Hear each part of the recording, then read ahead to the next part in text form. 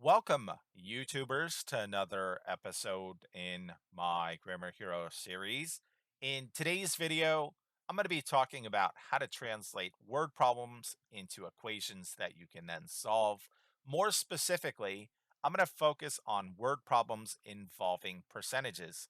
As you can see, I'm going to work out 10 practice problems that should closely mirror what you should expect to see in both the mathematics knowledge as well as the arithmetic reasoning subtest of both the Armed Services Vocational Aptitude Battery, that is the ASVAB, as well as the pre-screening Internet Delivered Computer Adaptive Test, that is the PiCAT.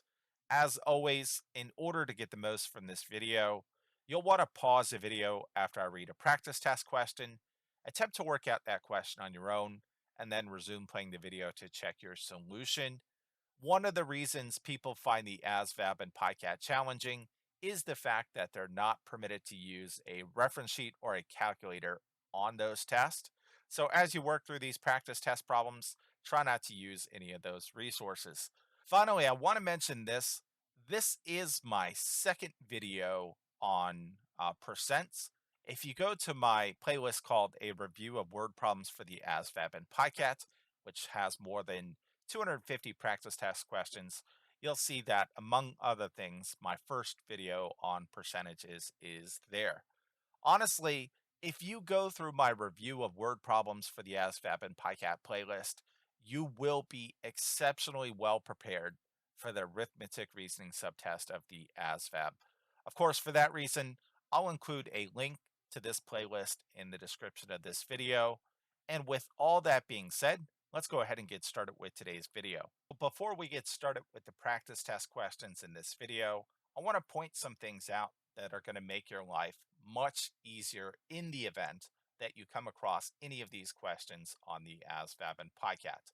The first thing I want to point out is that the word is always going to be associated with an equal sign. So the word is always going to be associated with equals. The word of is always going to be associated with the multiplication symbol. We're going to represent unknown values with letter variables, and more often than not, the letter variables x, y, and z are used, although you can use any letter variable that you want.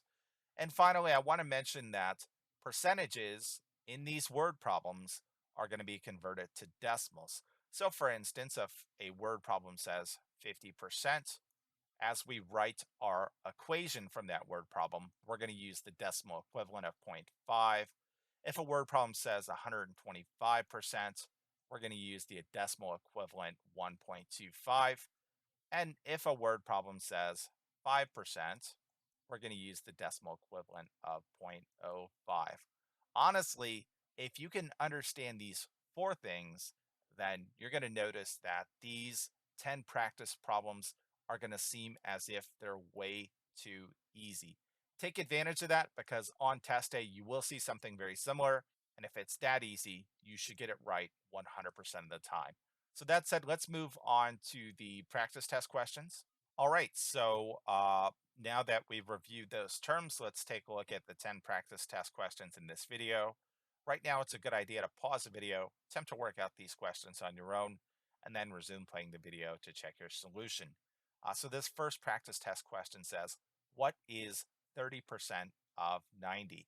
Well, this word what refers to an unknown value. So I'm going to let x refer to what. So as I translate this problem into an equation, I'm going to associate the letter variable x with this unknown value. Is, as I just mentioned, is associated with equal sign. So this says x equals 30%. As I just mentioned, we're going to be writing the decimal equivalent of percents. The decimal equivalent of 30% is 0.3 of 90. Well, as I just mentioned, we associate multiplication with the word of 90. So this becomes x, an unknown value, equals 0.3 times 90. All right, so clearly, to get the value of x, all we have to do is 0.3 times 90. And of course, since we're multiplying a decimal and a whole number, it's going to be easier to do this off to the side. we have 90 times zero point 0.3. To make this math a little bit easier to do, I'm going to take the decimal in zero point 0.3 and shift it one time to the right to make this 90 times 3. And once I do this math without that decimal there, I'm going to take my decimal and I'm going to shift it back into the left at the end. So I shifted it to the right here. At the end, I'll shift it to the left. 3 times 0, of course, is 0. 9 times 3 is 27. Bring our one decimal back in. So we can see that zero point 0.3 times 90 is 27. What is 30% of 90? Well, clearly that is B, 27. All right, let's look at question 2 now. It's a very similar question to the first question. It says, what is 25% of 200? So again, what refers to an unknown value, so we'll call that X. Is, we know, is associated with the equal sign. Uh, 25% is going to be converted to be in decimal form, which is going to be 0.25. Of is multiplication, 200. So translating this word problem into an equation begets this. X equals 0.25 times 200. So clearly to get X, all we have to do is take 200 and multiply it by 0.25. Of course, we're multiplying a whole number by a decimal. So as we did in the previous problem, we're going to shift this decimal 2 times to the right in order to clear it. This becomes 200 times 25 with no decimals. But once we work this out, we'll take those two decimals that we shifted to the right here, and we'll shift them back into our answer. All right, so let's work this out. 5 times 0 is 0. 5 times 0 is 0. 5 times 2 is 10.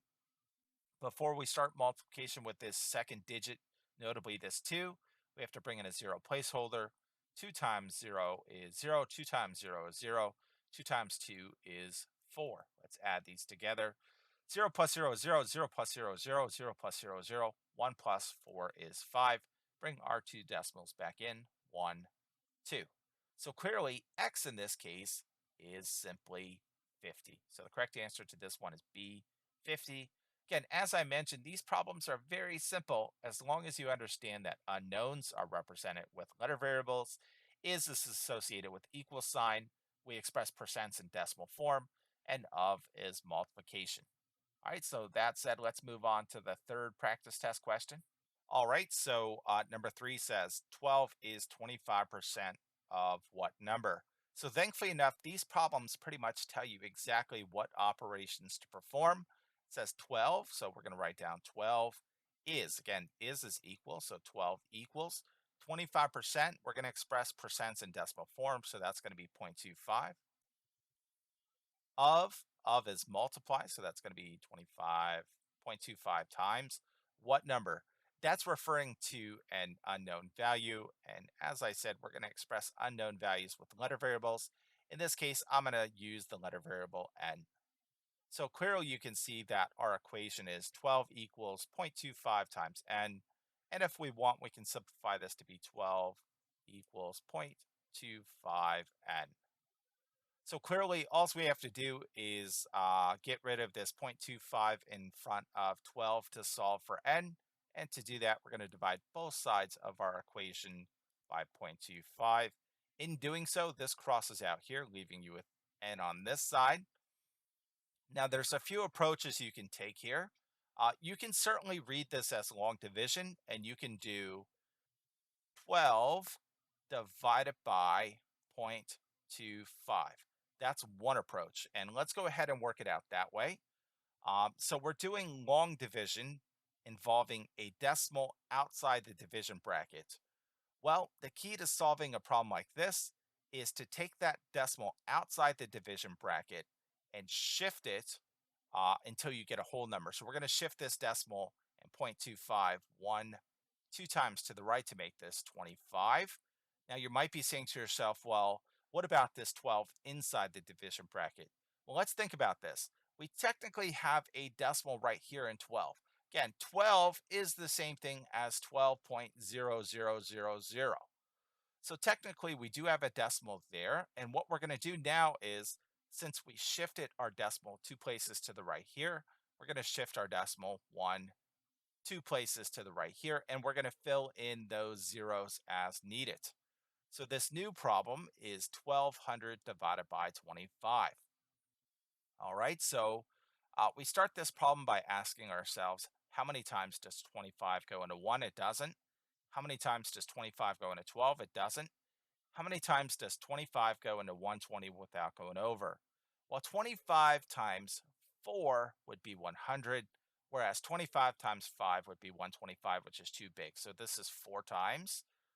25 times 4 is 100. Uh, 120 minus 100 is simply going to be 20. Drop down this 0. How many times does 25 go into 200 without going over? You should know that 25 times 8 is 200 exactly. 200 minus 200 is 0. So we can see n in this case is 48. All right, so the correct answer to this one is A, 48. Number 4 says 25 is 40% of what number? Again, this problem tells you exactly how to translate it into an equation. 25 is, again, is equal, so 25 equals. 40% we're going to express in decimal form as 0.4. Of is multiply. What number? Again, that's an unknown value, so I'm going to represent that unknown value with the letter variable n. So this becomes 25 equals zero point 0.4 times n, or 25 equals 0.4 n. All right, so now we're just going to be solving for n. Going to divide both sides of this equation by 0.4 to get n by itself. This leaves you with n on this side. And as you can see, we have this left, 25 divided by zero point 0.4. As I just mentioned in a previous problem, to do this division involving a decimal that's outside the division bracket, what you want to do is take that decimal and shift it however many times you need to the right to clear it. So we shifted it one time to the right to make this 4. And again, in 25, there's technically a decimal here. We're going to shift that a corresponding number of times and add our 0 in accordingly. So without decimals, this problem is 250 divided by 4. Let's go ahead and work on solving this. The first thing we ask ourselves is, how many times does 4 go into 2? It doesn't. How many times does 4 go into 25 without going over? Well, 4 times 6 is 24. 4 times 7 is 28. So this is going to be 6 times. Again, 4 times 6 is 24. 25 minus 24 is 1. Bring down this 0. How many times does 4 go into 10 without going over? Well, 4 times 2 is 8.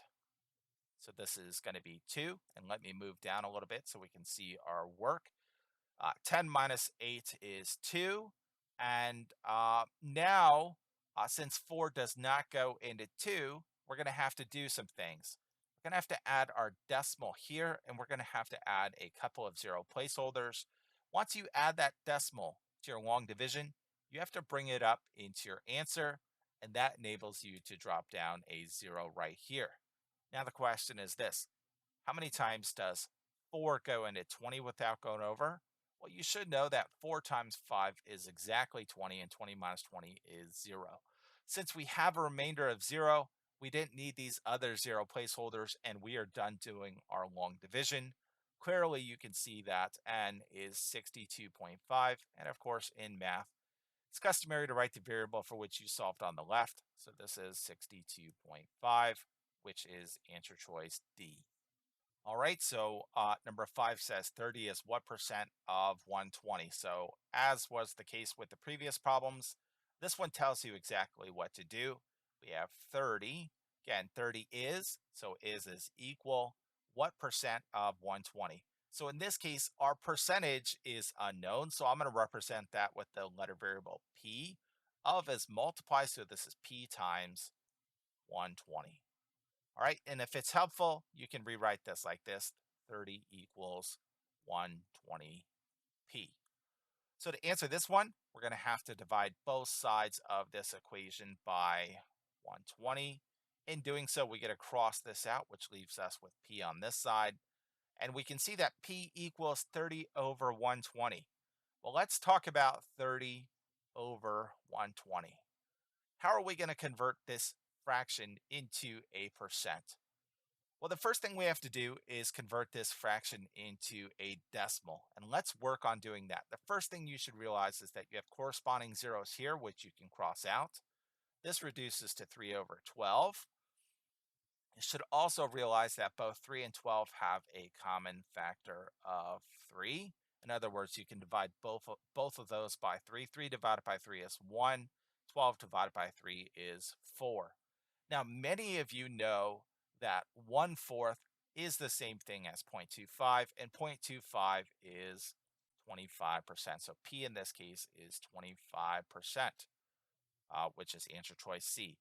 That said, if you did not know that 1/4 was the same thing as 0.25, which is the same thing as 25%, here's what you would have to do.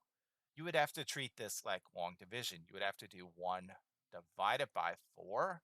And of course, uh, you would say 4 does not go into 1, so I'm going to have to add a decimal and a couple of zero placeholders. Once you add that decimal, you bring it up into your answer. How many times does 4 go into 10 without going over? Of course, that's going to be 2 times. 4 times 2 is 8. 10 minus 8 is 2. Drop down this 0. 4 goes into 25 times. 4 times 5 is 20. There's no remainder there. So that's how you would know that 1/4 is 0.25. To convert a decimal to a percent, all you do is shift its decimal 2 times to the right and tack on that percentage sign. All right, so that is that one. All right, so as you can see, number 6 says 12 is what percentage of 80? So this problem, thankfully enough, tells you exactly what to do. It says 12 is, again, is equal, 12 equals what percent? What percent is unknown, so we'll call that the letter variable P. 12 equals P of 80. Again, of is multiply, so this becomes P times 80. And if you want, you can write it like this: 12 equals 80P. Clearly, we're going to be solving this equation for P now, so that means we're going to be dividing both sides by 80. This crosses out, leaving you with P on this side. And now we got to convert the fraction 12 over 80 into a decimal and then into a percent. And the question is this: how are we going to do that? Well, the first thing I'm going to try to do is reduce this fraction. Should be pretty obvious that 12 and 80 are both divisible by 4. 12 divided by 4 is 3. 80 divided by 4 is 20. All right, so let's go ahead and convert 3 over 20 into a decimal now. We're going to treat this like long division, and we're going to read this as 3 divided by 20. We start by asking ourselves, how many times does 20 go into 3 without going over? Well, it doesn't, so I have to add a decimal and a couple of zero placeholders here. Once I add that decimal, I'm going to bring it up into my answer. Since 20 did not go into 3, I can put a 0 in front of my decimal if you find that helpful. All right, now the question is this: how many times does 20 go into 30 without going over? Well, that's going to be 1 time. 20 times 1 is 20. 30 minus 20 is 10. And of course, we can bring down this 0. Now the question is this: how many times does 20 go into 100 without going over? Well, you should know that 20 times 5 is 100. 100 minus 100 is 0. Since we hit a 0 here, we know that we are done. P is 0.15. Now we got to convert 0.15 into a percent. Of course, to convert a decimal into percent, you just shift its decimal 2 times to the right. So 0.15 is the same thing as 15%. So P in this case is 15%, which we can see is answer choice A. All right, so number 7 says this: if 12 is 25% of a number, then what is 75% of that same number? So this problem can seem challenging. That said, let's break it up into smaller chunks. Let's work on translating this first part of the word problem into an equation. This is something we've done in this video already. It says 12 is, so 12 equals 25% 0.25 of multiplication, a number that's unknown, so we'll call that unknown number n.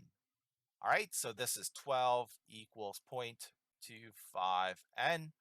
Clearly, to get n by itself, we'll divide both sides of our equation by 0.25. In doing so, we get to cross this out. That leaves you with n on this side. We've already worked this out two ways. Let's just go ahead and work this out very quickly. This is 12 divided by 0.25. Again, we have a decimal outside the division bar, so I'm going to shift it 2 times to make it 25. And at the same time, I'm going to shift this decimal inside the division bar. I'm going to shift the decimal in the number inside this division bar corresponding number of times. So I'm going to shift it 2 times and add my 0 placeholders. So this is 1200 divided by 25. 25 doesn't go into 1. 25 doesn't go into 12. 25 goes into 120 4 times. 25 times 4 is 100. 120 minus 100 is 20.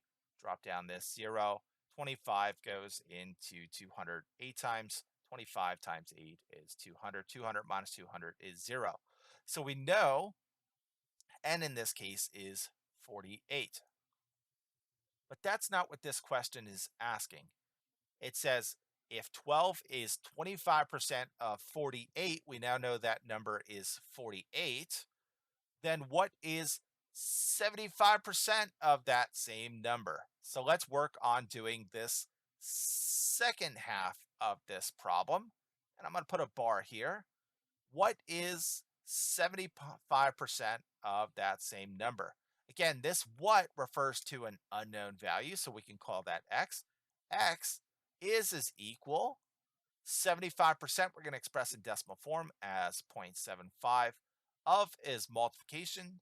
That same number, well, we now know that that number is 48. All right, so to get the value of this, we're going to do 0.75 times 48. And of course, that's a little bit difficult to do in your head, so let's work this off to the side. We have uh, 0.75 times 48. Again, we're multiplying a decimal by a whole number. So you want to clear this decimal as your first step. In this case, we want to shift it 2 times to the right to make this 75 times 48. And once we work this out, we'll take our two decimals that we shifted to the right here, and we'll shift them to the left. 5 times 8 is going to be 40, so bring down a 0, carry a 4. 7 times 8 is going to be 56, plus 4 is going to be 60. Before we start multiplication with this 4, we have to bring in a 0 placeholder. 4 times 5 is 20, of course, so bring down a 0, carry a 2. 7 times 4 is 28, plus 2 is 30. All right, let's add this up. 0 plus 0 is 0. 0 plus 0 is 0. 6 plus 0 is 6. 3 plus nothing is 3. Bring in our two decimals. 1, 2. All right, so we can see that x in this case is 36. So the correct answer to this one is B, 36. You basically had to break this question into two parts.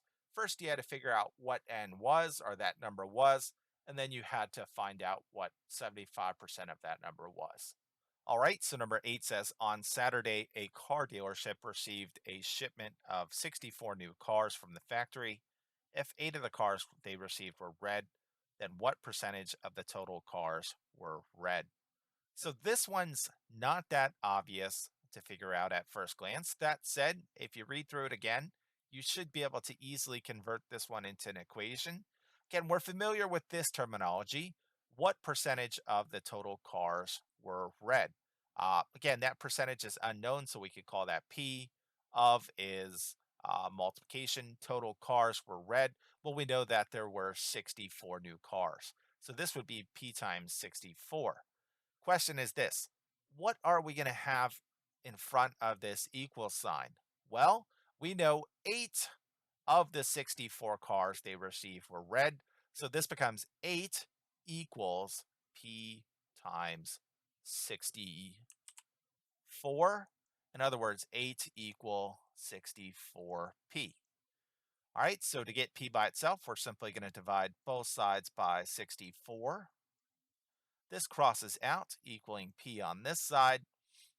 Now we got to convert 8 over 64 into a decimal and then into a percentage. And let's do that off to the side here. We have 8 over 64. Well, you should know that 8 and 64 have a common factor of 8, which means we could divide both of those by 8 to reduce this fraction. 8 divided by 8 is 1. 64 divided by 8 is 8. So now we just got to convert this fraction into a decimal and then a percent. So let's work on doing that. To convert a fraction to a decimal, you read this as 1 divided by 8.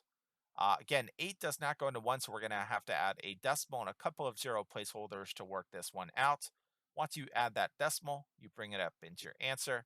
And again, 8 did not go into 1, so we could put a 0 there to indicate that. Now the question is this: how many times does 8 go into 10?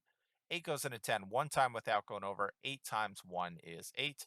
10 minus 8 is 2. Bring down one of our 0 placeholders. How many times does 8 go into 20 without going over? Well, 8 times 3 would be 24. 8 times 2 is 16. So this is going to be 2 times. 20 minus 16 is 4. Bring down another one of our 0 placeholders. How many times does 8 go into 40? That's 5 times, of course. 8 times 5 is 40. 40 minus 40 is 0. So 1/8 is 0.125.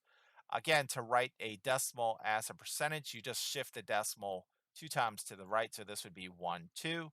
0.125 is the same thing as 12.5%. So we can see in this case, P is 12.5%, which is answer choice B.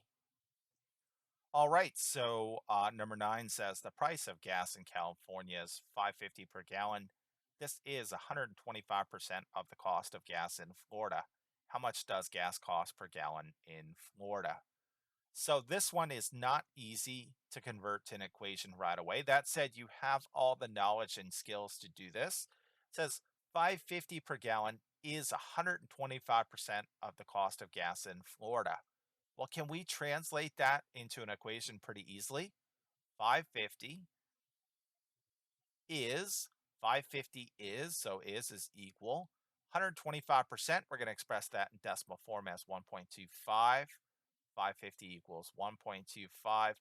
Of is multiplication, the cost of gas in Florida.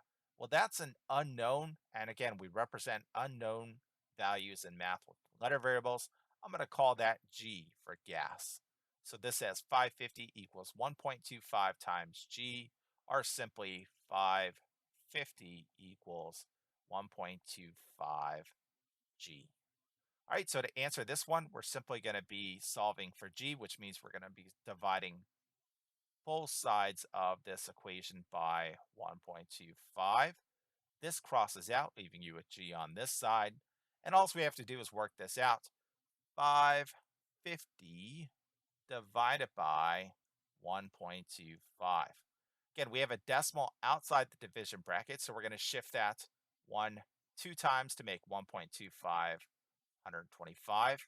And at the same time, we're going to shift the decimal inside the division bracket a corresponding number of times, 2 times. So this becomes 550 divided by 125. 125 doesn't go into 5. 125 doesn't go into 55. 125 goes into 550 how many times? Well, look at our answer choices. They all start with 4. So 125 goes into 550 4 times. You should be able to do that in your head, but if you can't, you can always work it off to the side. This is 125 times 4. 5 times 4 is 20. Bring down a 0, carry a 2. 4 times 2 is 8 plus 2 is 10, carry a 1. 4 times 1 is 4 plus 1 is 4 times 1 is 4 plus 1 is 5. So this is 500. 550 minus 500 is simply going to be 50. And you might be saying to yourself, well, how am I going to proceed from here? Well, again, you have a decimal here and as many 0 placeholders as you need. You can drop down one of those zeros now. And once you add that decimal in, you're going to bring it up into your answer. Now let's look at this next part. It says 125 goes into 500 how many times without going over? Well, based on our answer choices, we know it's going to be 4, 5, 6, or 7 times. Well, as we just saw, 125 times 4 was 500. We need to get to 500 again. So this, you should know, is going to be 4 times. 125 times 4 is 500. 500 minus 500 is 0. So G in this case is 440. In other words, a gas cost of 550 per gallon in California, and that is 125% of the cost of gas in Florida. Then gas costs a 440 per gallon in Florida. All right, so number 10 says this: a student earned a grade of 80% on a math test that had 20 problems. How many problems on this test did the student answer correctly? So let's work on translating this word problem into an equation that we can then solve. It says this: how many problems on the test did they answer correctly? That's unknown, so that's going to be our unknown value. Let's represent that with the letter variable x. Uh, Additionally, we know that they earned an 80% on a math test that had 20 questions. So to figure out what x is, we're going to do what is 80% or zero point 0.8 of multiplied the 20 questions on the test. All right, so by doing 0.8 times 20, we'll have our answer here. And of course, you could always work that off to the side as needed.